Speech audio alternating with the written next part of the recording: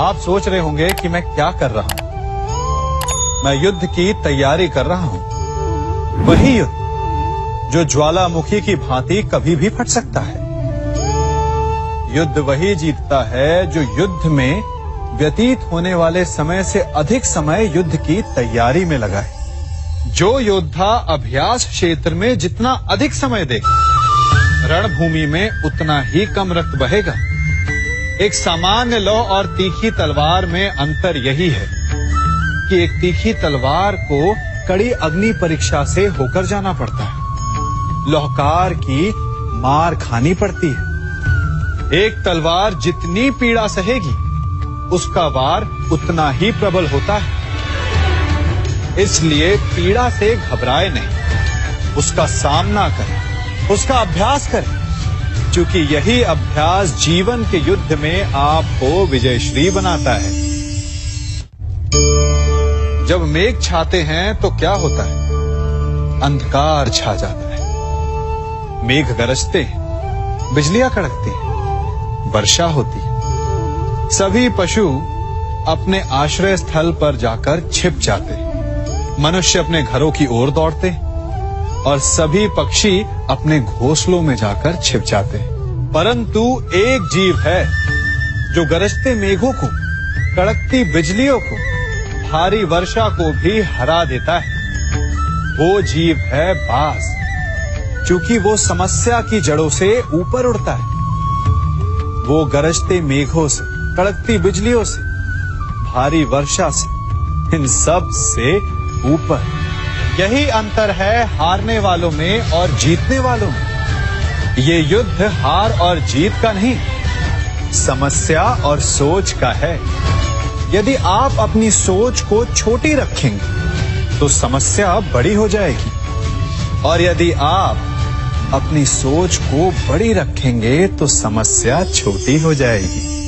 दो मनुष्यों के मध्य होता है, परंतु विजय सदैव एक ही मनुष्य को मिलती है। जबकि समान रूप से दोनों शक्तिशाली होते हैं, समान ज्ञान प्राप्त करते हैं। कारण दो प्रकार के लोहे होते हैं, एक ठंडा, एक गर्म। कभी सोचा है? लौहकार लोहे को लोहे से ही काटता है, परंतु सदैव ठंडा लोहा ही गर्म लोहे को काट पाता है। और यही नीति मनुष्यों पर भी लागू होती है। जब युद्ध होता है तो जिसके मन में ईर्ष्या होती है, जलन होती है, आक्रोश होता है, वो गर्म लोहे के समान। और जिसका मन शांत होता है, जिसका मन संयम से बंधा होता है, वो ठंडे लोहे के समान है। और वही ईर्ष्या और द्वेष नामक गर्म लोहे को काट सकता है। इसलिए यदि जीवन के संग्राम में विजय प्राप्त करनी है तो अपने मन को शांत रखें, क्योंकि गर्म लोहे की भांति ईर्ष्या और क्रोध जैसे भाव को रखने वाला मनुष्य सदैव शांत स्वभाव के मनुष्य के समक्ष निर्बल है। शक्ति ईर्ष्या और क्रोध में नहीं, शांति और संयम में है। सभी बड़े सदा यही कहते आए कि यदि आगे बढ़ना है तो अपनों का साथ दो। सत्य कहते हैं, अपनों का साथ देना ही चाहिए, परंतु साथ देने से पूर्व ये अवश्य पहचान लेना चाहिए कि अपने हैं कौन। क्या अपने वही होते हैं जिनके साथ हमारा रक्त संबंध होता है, या अपने मित्र? अपने वो होते हैं जो हमें सद्कार्य के लिए प्रेरित करें, हमें आगे बढ़ाएं, हमारा साथ दें। और वो जिनका साथ देने से समाज का नाश हो, धर्म की हानि हो, वो सगे हो करके भी सगे नहीं होते। इसलिए जब अपनों की परिभाषा का चुनाव करें तो उन्हें अपना माने जो आपका साथ दे, उन्हें नहीं जो हमें अज्ञान के मार्ग पर ले जाएं। सीमा एक रेखा ही नहीं, एक परिभाषा भी है। सीमा हर किसी की होती है, प्रेम की, धैर्य की, मित्रता की और शत्रुता की भी। और जो सदैव सीमा में बंधे रहते हैं वो सामान्य मनुष्य बनकर रह जाते हैं, परंतु जो समय आने पर सीमा तोड़ देते हैं वही भविष्य बनाते हैं, क्योंकि सीमा केवल आपको मर्यादा में नहीं रखती, आपको बांधती भी है। अब ये आप पर, मुझ पर, हम सब पर निर्भर करता है कि ये जाने कौन सी सीमाएं हमें बांधती हैं और कौन सी सीमाएं शक्ति के नए मार्ग समक्ष लाती हैं। इसलिए सीमाएं तो जो कर सकते हो उससे अधिक करने का प्रयत्न करो, तभी नई सीमाएं बना पाओगे। भाग्य क्या है? जो आपने किया उसे भोगना भाग्य है, या जो आपके पूर्वजों ने किया उसका फल भाग्य है? नहीं, भाग्य वही है जो आपने किया, क्योंकि हर मनुष्य को अपने कर्मों के फल भुगतने होते हैं। इसलिए यदि जीवन में कुछ भी करें तो उस पर अपनी दृष्टि अवश्य रखें, क्योंकि आपके एक कर्म का फल आपका भविष्य बदल सकता है। हम वही बनते हैं जो हम चुनते हैं, क्योंकि वही हमारा भाग्य बनता है। मनुष्य सुंदरता से आकर्षित होता है, उससे प्रेम करता है और असुंदर को देता है। ऐसा होता है ना? क्या आप ऐसा नहीं करते? करते हैं। तो सुंदर और असुंदर की परिभाषा क्या है? इस आकर्षण और विकर्षण का कारण क्या है? कभी सोचा है? कभी सोचा है कि जिससे आप प्रेम करते हैं, जिसके प्रति आप आकर्षित होते हैं, अचानक से उसके लिए मन में वितृष्णा आ जाती है, और जिसके प्रति घृणा होती उसके लिए एकाएक आपके मन में प्रेम उमड़ आता है। कारण है दृष्टिकोण। क्योंकि सुंदरता आपके मन में होती है, आपके सोच में होती है, आपके दृष्टिकोण में होती है। इसीलिए किसी को कीचड़ में खिला हुआ कमल सुंदर लगता है, और किसी को निर्मल चंद्रमा में भी कलंक का धब्बा दिख जाता है।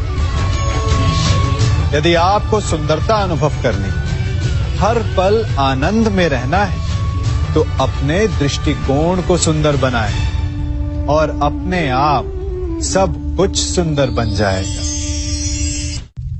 हम अपनी सोच और संसार की मान्यता के अनुसार अपने विचार बनाते हैं। जैसे सत्य कहना धर्म है, असत्य कहना पाप, सहनशीलता धर्म है और क्रोध करना अधर्म, उपकार करना, जीवों पर दया करना धर्म है और निष्ठुर होना अधर्म। परंतु क्या यही सत्य है? क्या कभी कभी परिस्थितियां इन आवेशों को उल्टा नहीं कर देती? करती है। यदि इस संसार में कुछ धर्म है, कुछ पुण्य है, कुछ महान है, तो परिस्थिति के अनुसार चलना। जटायु स्मरण है आप सबको, वो जिन्होंने रावण पर क्रोध किया था, उस पर आक्रमण किया था। उस समय जटायु का क्रोध पाप नहीं था, धर्म था।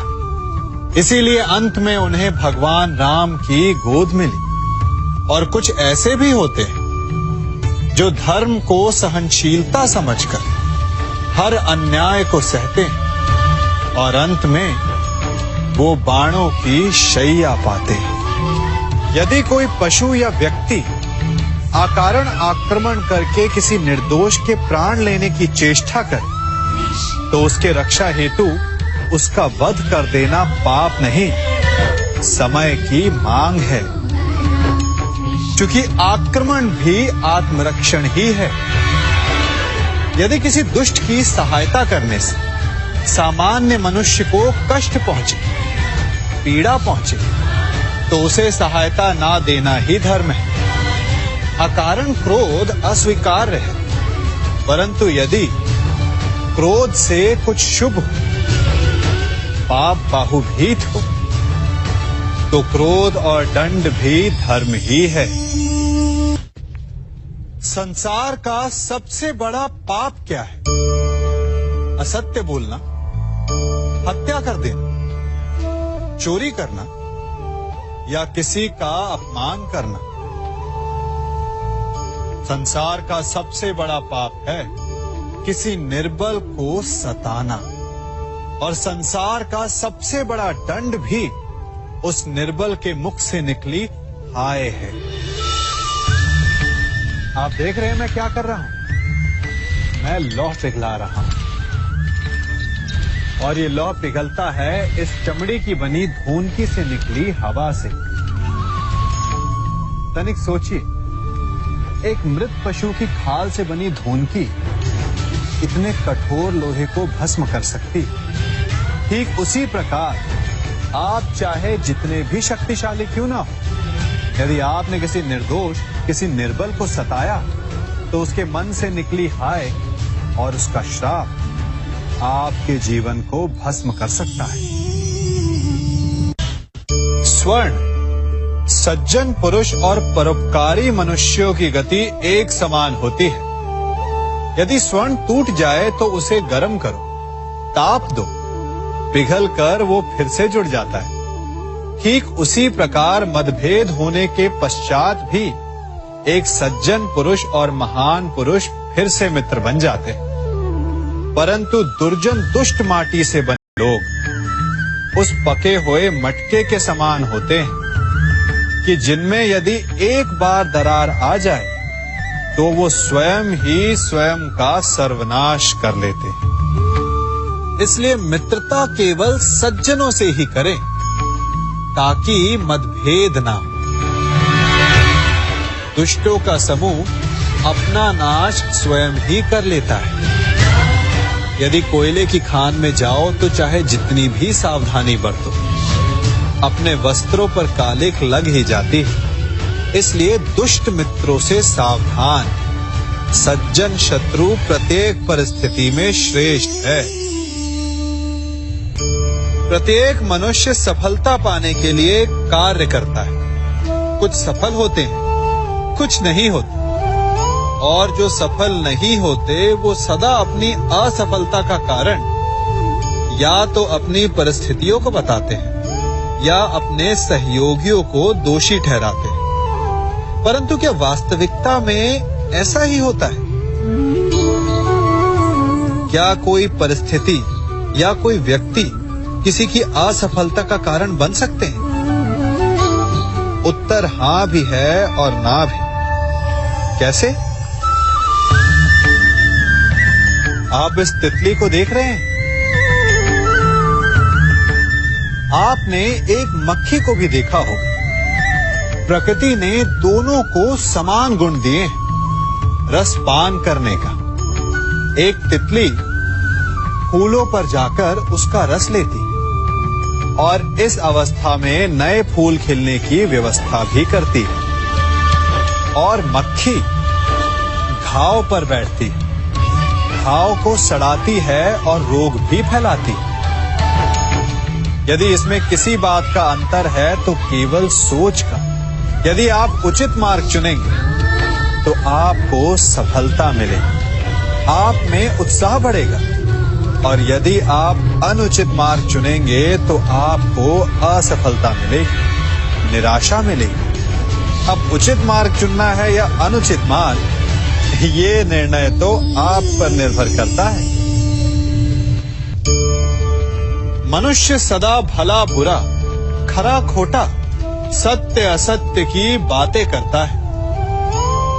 सत्य को अच्छा मानता है और असत्य को बुरा।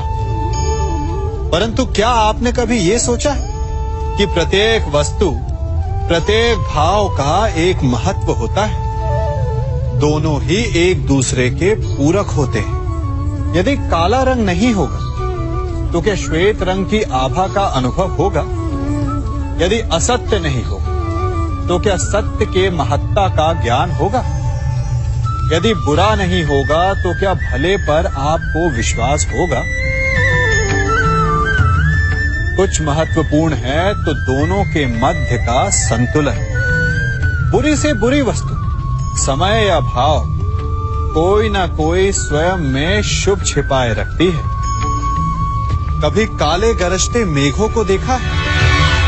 उसके किनारे भी एक स्वर्णिम आभा होती है। उसी प्रकार यदि आपके जीवन में बुरा समय आए तो आपको अपने सच्चे मित्रों की पहचान हो जाती है। तो बुरे समय में निराश ना हो, उसमें भी कुछ शुभ खोजने का प्रयास करें और धीरे धीरे सब कुछ आपके जीवन में स्वतः शुभ हो जाएगा। संसार में सबसे महत्वपूर्ण क्या है? दृष्टि या दृष्टिकोण, समझ या सोच? सामान्यतः मनुष्य की दृष्टि और सोच में अधिकतर वो वस्तु, वो घटनाएं, वो भाव श्रेष्ठ हैं जो हमें आनंद दे, और जो हमें आनंद नहीं देते उन्हें हम दुखदाई मान लेते हैं। परंतु दृष्टिकोण और सोच को यदि एक भिन्न कोण से देखें तो परिस्थितियां भिन्न सिद्ध हो सकती हैं। जिस प्रकार भीषण गर्मी हमें सुहाती नहीं, परंतु वही गर्मी सागर और नदियों के जल को वाष्पित करती है और हमें मनोरम वर्षा का आनंद देती है, उसी प्रकार भीषण परिश्रम के पश्चात हमें सफलता मिलती है। शिक्षा के पश्चात हमें हमारा लक्ष्य मिलता है। तो सदा स्मरण रखिएगा कि दुख और पीड़ा से भागे नहीं, क्योंकि यही भविष्य में आने वाले सुख का मूल है।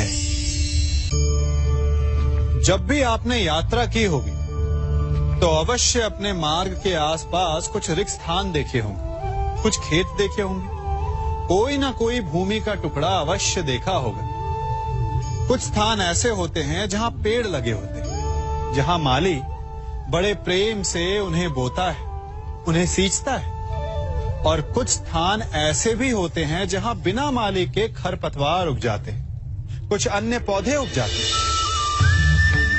माली द्वारा उगाए वृक्ष हमें ठंडी छाया देते हैं, हमें फल देते हैं, ईंधन के लिए लकड़ियां देते हैं।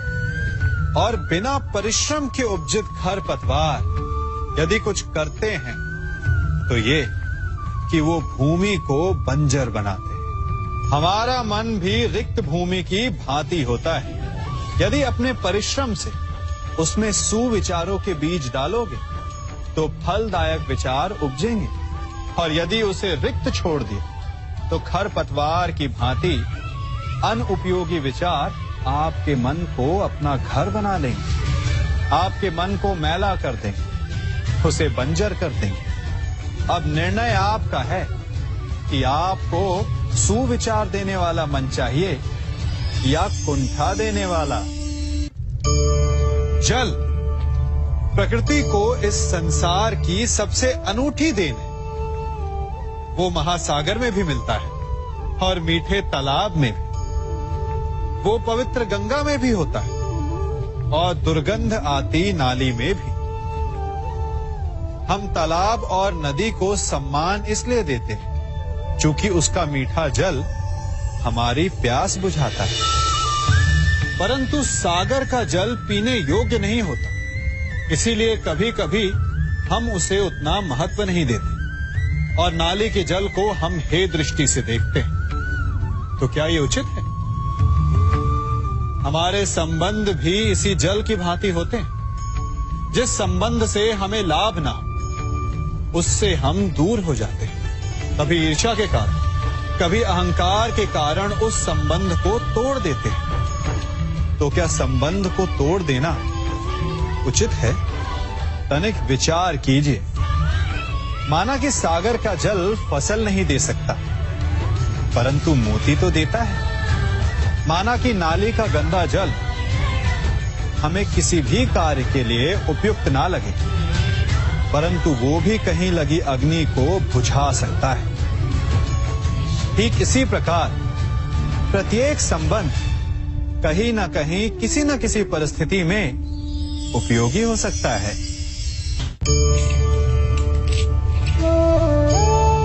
बड़ी विकट समस्या है। मुझे स्मरण ही नहीं हो रहा कि इस गुच्छे की कौन सी चाबी इस ताले को खोलेगी। बड़ी देर से प्रयास कर रहा हूं, परंतु ये ताला खुल ही नहीं रहा।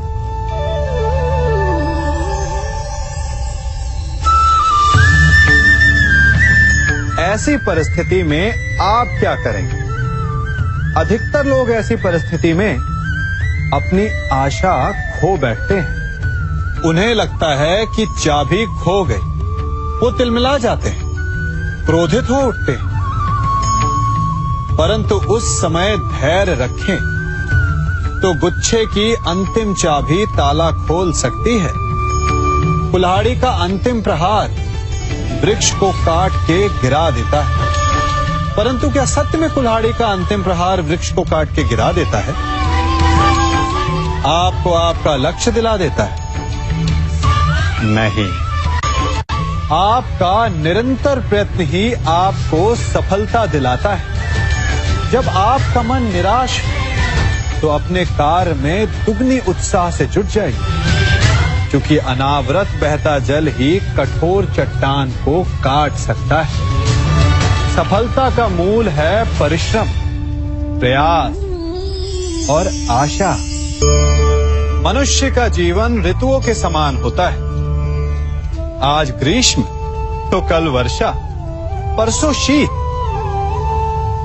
तनिक संकट आया तो हम संयम खो बैठते हैं। तनिक ऋतु बदली तो हम अधीर हो जाते हैं। अपने आक्रोश में, अपने क्रोध में हम उनसे ही संबंध बिगाड़ लेते हैं जो हमारे अपने होते हैं। क्यों ऐसा होता है ना? हमें लगता है कि हमारे अपने हैं, फिर से मना लेंगे, परंतु स्मरण रखिए, सदा ऐसा करना संभव नहीं होता। सागर की उछलती लहरों को तट सहता है, और यदि तट ही टूट जाए तो बाढ़ आ जाती। हमारे संबंध भी दूध की भांति होते हैं। दूध तपकर उबल सकता है, परंतु यदि उसमें खटास आ जाए तो वो फट भी जाते हैं। और फटे दूध को चाहे जितना मत लो, उसमें से माखन नहीं निकलेगा। इसीलिए अपने संबंधों को संभल कर निभाना चाहिए। मनुष्य की सबसे बड़ी दुर्बलता क्या होती है? सोचिए। धन, प्रेम, अहंकार। मनुष्य की सबसे बड़ी दुर्बलता होती है उसके रहस्य। चाहे आप कितने भी शक्तिशाली क्यों ना हो, कितने भी प्रबल क्यों ना हो, परंतु उसके रहस्य उसके नाश की चाबी होती है। इसलिए यदि प्रबल रहना है, शक्तिशाली रहना है, समर्थ रहना है, तो अपने रहस्य को किसी को भी ना बताएं, ना मित्र को और ना ही शत्रु को, क्योंकि समय पड़ने पर कब कौन शत्रु हो जाए ऐसा कहना संभव नहीं। विभीषण को रावण के अमृत कुंड का ज्ञात था, इसीलिए प्रभु श्री राम रावण का वध करने में सफल हो सके। इसलिए उचित यही है कि आप अपने रहस्य को स्वयं तक ही सीमित रखें। मनुष्य का मन बड़ा विचित्र होता है, कल्पना में ही विकास करता है, संपन्न भविष्य का स्वप्न देखता है, और कल्पना में ही जो नहीं हुआ उससे भय खाता है। और यही भय मनुष्य का सबसे बड़ा शत्रु है। हमारे भविष्य के मार्ग में, हमारे आनंद के मार्ग में सबसे बड़ी बाधा है। अब आप लोग मुझसे पूछेंगे कि इसका तोड़ क्या है, भय से मुक्ति कैसे पाई जाए? तो ये प्रश्न आप स्वयं से पूछिए। तनिक सोचिए, जब आप एक सुंदर भविष्य की कामना करते हैं तो उसे पाने के लिए आप परिश्रम करते हैं ना? ठीक उसी प्रकार भय से मुक्ति पाने के लिए आप उससे लड़ जाएं। और उसका निवारण आपको स्वतः ही मिल जाएगा। इसलिए जब भी भय आपको सताए तो उससे भागे नहीं, उससे घबराए नहीं, क्योंकि भय का काम ही होता है आपको भयभीत करना। इसलिए जब भी भय आप पर आक्रमण करे तो आप भी उस पर पहले ही आक्रमण कर दें। हम सब मित्रों के साथ रहना चाहते हैं, शत्रुओं से दूर रहना चाहते हैं। क्यों? क्योंकि हमें जीवन में आनंद पाना है, जीवन में आगे बढ़ना है, स्वयं को संपन्न देखना है। और यदि किसी से भी आप पूछेंगे कि जीवन में सफलता पाने के लिए सबसे अधिक आवश्यकता किसकी होती है, तो हर एक आपको लगभग एक ही उत्तर देगा। सफलता प्राप्त करने के लिए आपको सच्चे मित्रों की आवश्यकता होती है। परंतु यदि आपको और अधिक सफल होना है तो आपको केवल मित्रों की नहीं, शत्रु की अधिक आवश्यकता है। अब आप कहेंगे, ये मैंने कैसी बात कर दी? तनिक स्वयं सोचिए। जब भी संकट आता है तो मित्र क्या करते हैं? आपकी सहायता करने के लिए आपके साथ खड़े हो जाते हैं। और संकट के समय में शत्रु और बड़ा संकट बनकर हमारे समक्ष खड़े हो जाते हैं। मित्र हमें सहायता देते हैं, अपनी शक्ति देते हैं, परंतु शत्रु आपके भीतर छिपी शक्ति को बाहर लाता है, आपको और अधिक बलवान बनाता है। संगति या साथ, मित्र और साथी मनुष्य के व्यक्तित्व के लिए सबसे महत्वपूर्ण होते हैं। अब आप कहेंगे, ये कैसे? मनुष्य अवश्य अपने व्यक्तित्व के लिए उत्तरदायी होता है, परंतु मनुष्य संगति में ना चाहते हुए भी उसका व्यक्तित्व संगत की भांति हो जाता है। इन पात्रों को देख रहे हैं, मध्य में जल रखा है, इसमें दूध है और इसमें मलिन कीचड़ रखा है। यदि मैं इस जल को इस दूध में मिलाता हूं तो ये जल दूध बन जाता है, और यदि इसी जल को इस मलिन कीचड़ में मिलाता हूं तो क्या हुआ? ये जल कीचड़ बन गया।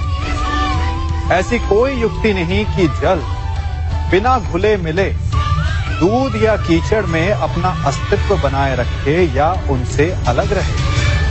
और ठीक ऐसा ही मनुष्य के जीवन में भी होता है। यदि एक गुणहीन व्यक्ति गुणवानों की संगत में बैठे तो उसे भी गुणवान समझा जाता है, सम्मान का पात्र समझा जाता है। और यदि एक गुणवान व्यक्ति गुणहीनों की संगत में बैठे तो उसे भी तिरस्कार मिलता है। इसलिए अपने जीवन में सदैव संगति सोच समझकर सावधानी से चुनिएगा। कभी खेत में किसी किसान को खेती करते देखा है? वो उसे सींचता है, उसे जोतता है, पशु पक्षियों से खेत की फसल की रक्षा करता है, परंतु एक बात का वो सबसे विशेष ध्यान रखता है कि कहीं खेत में खरपतवार ना उग जाए, क्योंकि एक खरपतवार खेत की सारी फसल को नष्ट कर सकती है। ठीक उसी प्रकार यदि वंश की कोई संतान खोटी निकल जाती है तो वो समूचे वंश का सर्वनाश कर देती है। इसीलिए संतान के लालन पालन में विशेष ध्यान देना आवश्यक होता है, क्योंकि संतान वो फसल होती है जो वंश के आने वाले समय को महान बना सकती है या फिर वंश का पतन भी कर सकती है। मनुष्य भी बड़ा विचित्र प्राणी है। अपनों से नीचे के स्तर के लोगों को वो हे दृष्टि से देखता है, उनका उपहास उड़ाता है, उनसे बार बार कहता है कि तुम्हारा कुछ नहीं हो सकता, तुम भविष्य में कुछ नहीं कर पाओगे।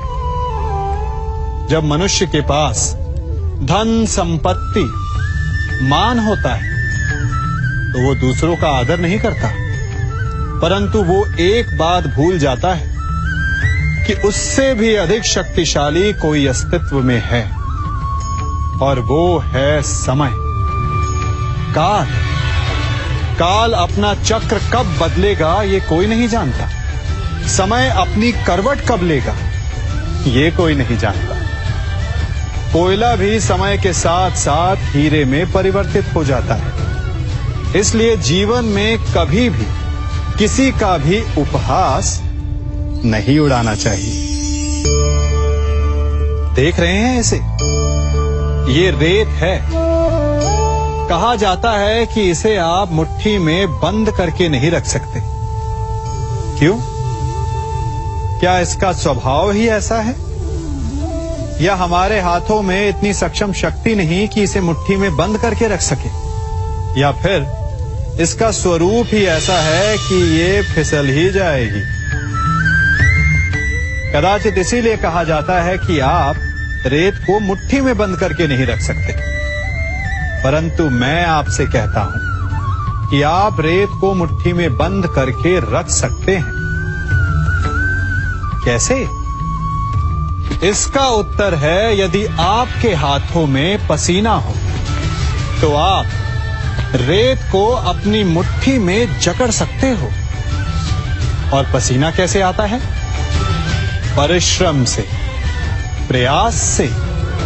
तो यदि आप परिश्रम से निकले पसीने से आप रेत को मुट्ठी में बंद कर सकते हो, तो ऐसा क्या है जो आप जीवन में परिश्रम से पा नहीं सकते?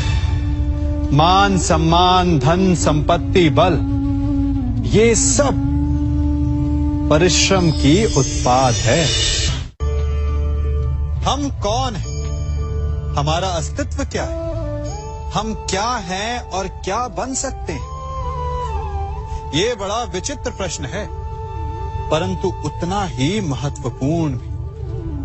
मनुष्य सदा अपने वर्तमान प्रारब्ध के लिए अपने अतीत को उत्तरदायी ठहराता है, अपने जन्म को, अपने परिवार को उत्तरदायी ठहराता है। परंतु तनिक सोचिए, एक कमल जो कीचड़ में खिलता है, वही कमल भगवान की मूरत पर शोभित होता है। एक कोयला जिसे कोई भी शीघ्र नहीं छूना चाहता, परंतु वही कोयला धरा का ताप और दबाव सहकर हीरे में परिवर्तित हो जाता है, और वही हीरा मस्तक पर सुशोभित होता है। तो इन उदाहरणों का निष्कर्ष क्या है? इन उदाहरणों का ये निष्कर्ष है कि उससे कोई अंतर नहीं पड़ता कि आपने जन्म कहां लिया। आपके कर्म आपका स्तर निर्धारित करते हैं। हमने कहां जन्म लिया ये हमारे नियंत्रण में नहीं था, परंतु हम कब और कहां अपने जीवन की अंतिम श्वास लेंगे ये अवश्य हमारे नियंत्रण में होता है। तो कर्म कीजिए, अपने जन्म की उलाहना मत दीजिए। एक मनुष्य सदैव शांति और अपनी स्वतंत्रता चाहता है, परंतु जैसे उसे ये अधिकार मिलता है, वो दूसरों का प्रभुत्व छीन लेना चाहता है। वो उनका अधिकार, उनकी स्वतंत्रता को छीन लेना चाहता है। वो ऐसा अपने आनंद, अपने लाभ के लिए करता है। अपने लाभ के लिए वो दूसरों का शोषण करता है। जो आलोचना नहीं करता उन पर अधर्म करता है। परंतु वही मनुष्य एक बात का स्मरण रखना भूल जाता है कि उसके कर्म ही उसे उसका फल भी देंगे। उसका प्रारब्ध उसे उसके मंतव्य तक अवश्य लेकर जाएगा। वर्षा का जल चाहे सागर में मिले या माटी में, परंतु समय के सूर्य की किरण उसी जल को वष्प में परिवर्तित भी कर देती है। इसीलिए किसी भी मनुष्य की विनम्रता का इतना अधिक लाभ ना उठाएं कि वो उग्र हो उठे। मैं क्या कर रहा हूं? मैं इस पौधे को सींच रहा हूं। आप भी ये कार्य प्रतिदिन करते हो। जब इस पौधे को जल देंगे तभी ये फलवित होगा, इसमें से फूल निकलेंगे, इसकी सुंदरता बढ़ेगी। परंतु प्रतिदिन ये कार्य करने के पश्चात भी हम इससे एक महत्वपूर्ण सीख लेना भूल जाते हैं। हम कभी पौधों के पत्तों पर, उनकी डालियों पर, उनके फूलों और फलों पर जलधारा नहीं डालते, उन्हें धोते नहीं, परंतु फिर भी वो पनपते हैं। यदि जल जड़ में जाए, वही सफलता का मूल है। यदि आप एक बार में अनेक कार्य करने जाएंगे, तो आपको एक कार्य में भी सफलता नहीं मिलेगी। परंतु यदि आप बुद्धिमता से, दृढ़ मन से एक कार्य साधेंगे, तो एकाएक स्वतः ही सारे कार्य सध जाएंगे। जो आपका मूल है, जहां से आपको सिंचाई मिल रही है, यदि आपने उसकी जड़ को छोड़ दिया, तो एक सूखे पौधे की भांति आप भी सूख कर गिर जाएंगे और अंततः अपना अस्तित्व खो बैठे। हमने एक बात अपने माता पिता, अपने बड़ों से, अपने बुजुर्गों से सुनी ही होगी कि संगति का प्रभाव मनुष्य पर पड़ता ही है। यदि वर्षा की एक बूंद सीप के मुख में जाए तो वो मोती बन जाती है, और यदि वही वर्षा की एक बूंद सर्प के मुख में जाए तो विष। तो क्या यही सत्य है? नहीं।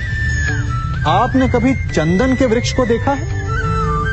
उस पर सर्प विचरण करते हैं, विषधर उससे लिपटे रहते हैं, परंतु फिर भी चंदन का वृक्ष विषैला नहीं होता। वो तब भी सुगंध देता है और पवित्र माना जाता है। तो इसका रहस्य क्या है कि वर्षा की बूंद पर संगति का प्रभाव पड़ता है और चंदन के वृक्ष पर नहीं? इसका रहस्य है आत्मबल। वर्षा की बूंद वातावरण के अनुसार स्वयं को बदल लेती है, इसीलिए उसकी संगति ही उसका प्रारब्ध बन जाती है। परंतु चंदन का वृक्ष अपना व्यक्तित्व, अपना गुण नहीं खोता। इसीलिए यदि आप में आत्मबल हो, आपका मन दृढ़ हो, तो बुरी से बुरी कुसंगति भी आपका कुछ नहीं बिगाड़ सकती। सिंह को जंगल का राजा कहते हैं। सभी पशु पक्षी उसका बल मानते हैं, उससे भयभीत रहते हैं।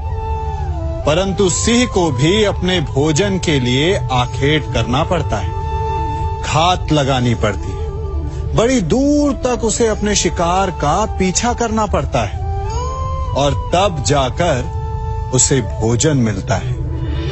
और कई बार उसके ये कठिन प्रयास भी असफल होते हैं।